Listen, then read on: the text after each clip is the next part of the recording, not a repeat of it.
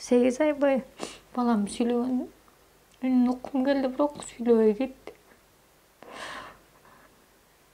Айылда просто сыртынан гана карайт да балдардычы. Жолдошум жок кетип калган.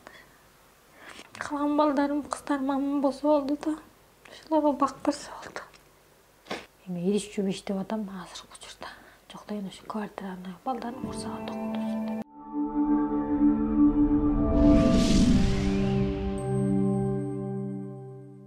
Энени баладан, баланы энеден ажыратпасын. 1 жылдан ашык оору менен алышып каза болгон уулун жоктоп, кан жутуп олтурган Гүлназ айым учурда 5 кызы менен калды. Мен өзүм 6 баламдын энесимин.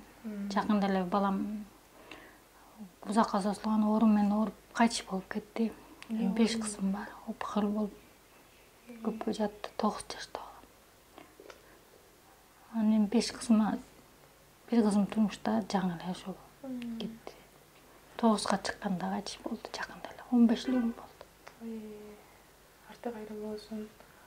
Оорусунда мындай жакшы дарыларды больницасына салып апарсыздарбы? Биринчи операция болгондо рас эле болчу. Анда келип ушу элиң барсың жардам берген. Экинчи операцияда уже төшөктөн тура албай калды. Канча убакыт жатты? 8 айдан ашык жатты. Сүйлөбөй калды. Сүйлөп чыкты. Чоң эле алган экен да. Көпкө жатты. Оң колундагы камчысынан ажыраган Гүлназ айым айыл жергесиндеги дарыгерлер тууралуу төмөнкүлөргө токтолуп өттү. Ишик бар экенин деле билген жокпуз. Айылда, мисалы үчүн айылда бул шаарда сразу мына ишикти көрө алат да, мисалы больницадан жана доплер эмеге түшүргөндө көрүп атпайбы. Айылда деген антип көрө албайт да, айылда просто сыртынан гана карайт да балдардычы. Соо экен деп коет.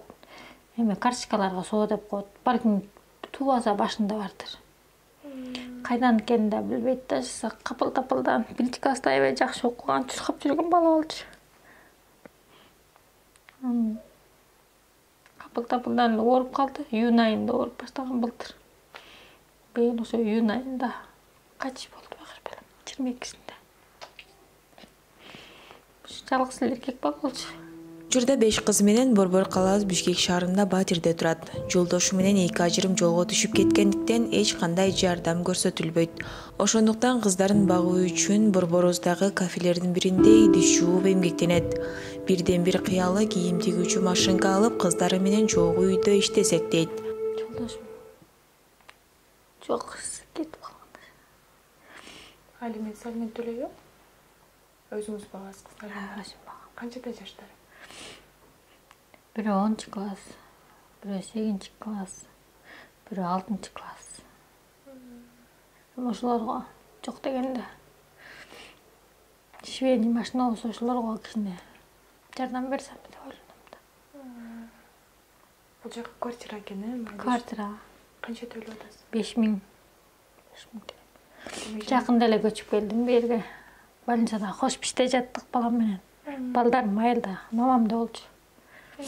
Бар бала сагынат экен да. 1 жылдан бери балам менен алышып жүрүп, аларды караганга убактым болгон жок. Мамам карап атты. Жакында эле ошо балам кайтыш болуп кетти. Ошо хоспистеги медсестраларга чоң рахмат. Ошолор хосписти ачып койгонго. Ошо ойла деген неме болду. Жакшы адам, аябай орус болгон менен ушундай жакшы адам. Акыркы жолу балаңыз нелерди сүйлөп атты?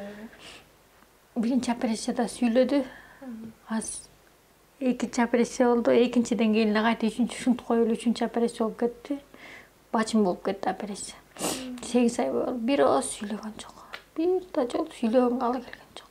Врачтардын ошол жерде хоспистеги медсестралардын күчү менен жашады. Онкологиядан келип көрүп, дары жазып берип кетип атышты.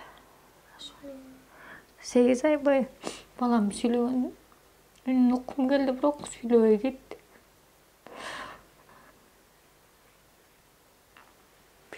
Bir yıl oldu bakış balam. Operasiyadan operasiya oldu.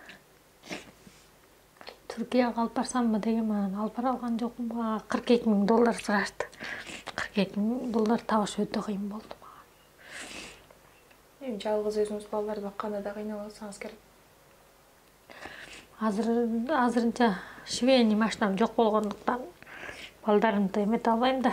күндүр түндүр бир жерге барып иштей албайм ошо. Эми ириш жууп иштеп атам азыркы учурда. Жок дегенде ошо квартираны балдардын курсагы токтосун деп. Айылда просто сыртынан гана карайт да балдардычы. Мектепке сүйлөшсөм деп атам, ама мектеп эмне дейт билбейм да. Ушу ылдыйраак жакта мектеп бар экен, ошого сүйлөшүп көрөйүн деп атам да. Балам киргизиппи. Жакыныраак. 2 кызым, 3 кызым ошол жерге киргизип койсом. Эми ошолор үйдө машина тигип, кичине эрмектеп, бу жерден мыйда швейный цехтер бар экен, ошолордон алып келип тигип үйрөтө берет элем да, өзүм билгенимди надомчуса кылып. Өзүңүз швейный цехте иштечиңиз беле мурда? Мен деле айылдан бирөө эле үйрөттү, үйрөнгөнүм аз эле болду. Жаңы үйрөнүп, жакшы эле үйрөнүп тигем, бирок эми үйрөнүп баштап тигип калган тушта балам ооруп калды. Бирок билем да тигип иштеткенди.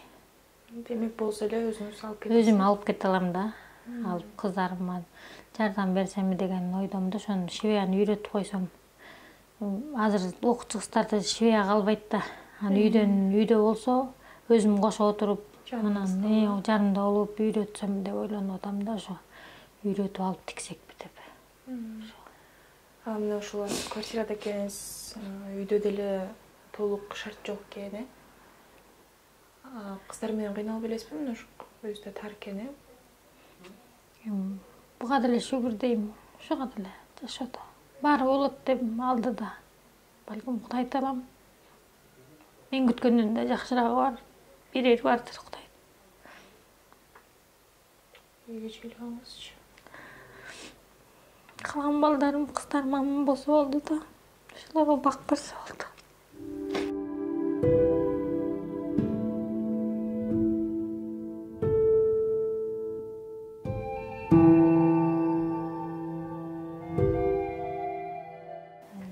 Элге кайрылуу жасарым. Швейный машина болсо, балдарым менен маңдайымда отуруп алып, ушу швейный машина питникке болсо, өзүм ошо балдарыма келечек түш бере алам деген үмүттөмүн. Эгер кайрымдуу элдер болсо, жардам бериңиздер суранам.